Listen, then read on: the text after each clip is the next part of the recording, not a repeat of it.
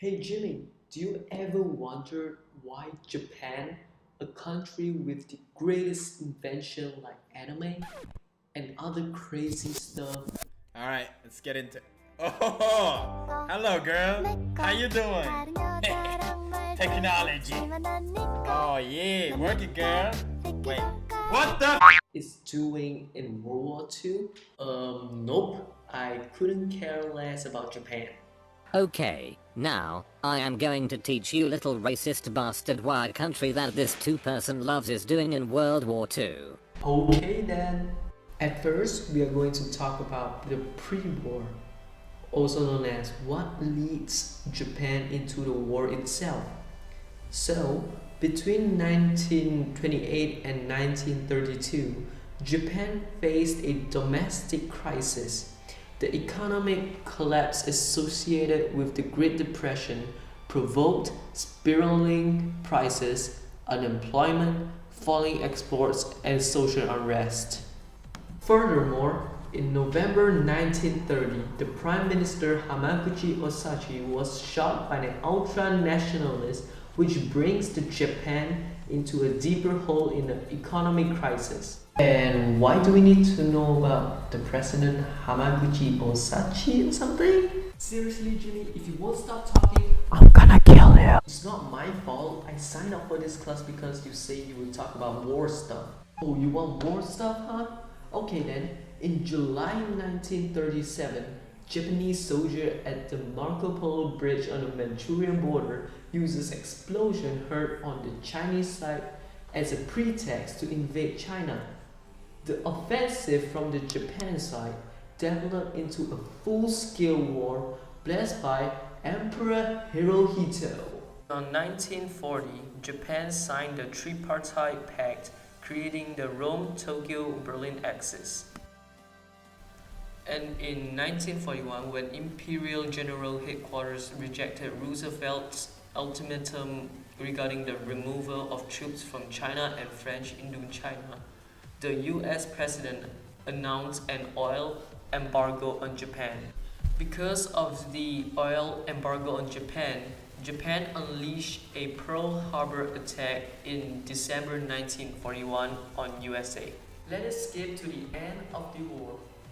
When Japan rejected the Potsdam Declaration, in August 6, an atomic bomb, Little Boy, is dropped on Hiroshima. This led to USSR declared war to Japan and starts the August Storm, and an atomic bomb, Fat Man, is dropped in Nagasaki. Let us take a look at what happened during the bombing. Okay, let us take a look at what happened during the bombing in our view.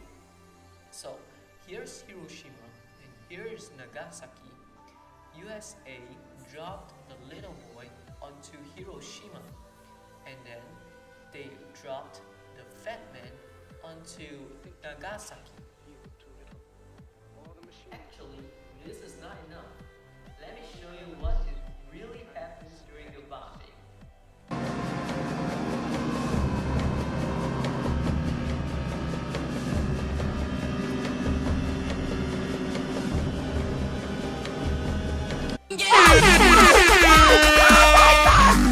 Hey Jimmy, let us take a look at the short event of the surrender of Japan. The victory of the Soviet Union during the August Storm is the first event that led Japan into forfeiting the war. Early 12th of August, Emperor Hirohito ordered the Japanese government to prepare a text accepting the surrender. On Sunday, September the 2nd, more than 250 Allied warships lay at the anchor of Tokyo Bay. The flags of the United States, Britain, Soviet Union, and the China fluttered above the deck of the missile. Let us take a look at the signing ceremony. Minutes of ending for good. General MacArthur speaks. We are gathered here, representatives of the major warring powers, to conclude a solemn agreement whereby peace may be restored. The issues involving divergent ideals and ideologies have been determined on the battlefields of the world, and hence are not for our discussion or debate. The terms and conditions upon which surrender of the Japanese imperial forces is here to be given and accepted are contained in the instrument of surrender now before you. As Supreme Commander for the Allied Powers, I announce it my firm purpose, in the tradition of the countries I represent, to proceed in the discharge of my responsibilities with justice and tolerance, while taking all necessary dispositions to ensure that the terms of surrender are fully, promptly, and faithfully complied with. I now invite the representatives of the Emperor of Japan and the Japanese government and the Japanese Imperial General Headquarters to sign the instrument of surrender at the places indicated. Basically, what they are saying is, okay guys, later the leader of all the countries just go to the table and sign the paper on top of the table, and that's it. The war is over. We have peace.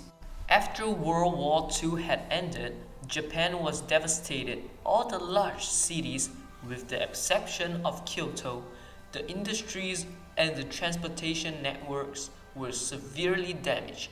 A severe shortage of food continued for several years. The remains of Japan's war machine were destroyed, and war crime trials were held. Over 500 military officers committed suicide right after Japan surrendered, and many hundred more were executed for committing war crimes. In September 1945, General Douglas MacArthur took charge of the Supreme Command of Allied Power, also known as SCAP, and began the work of rebuilding Japan.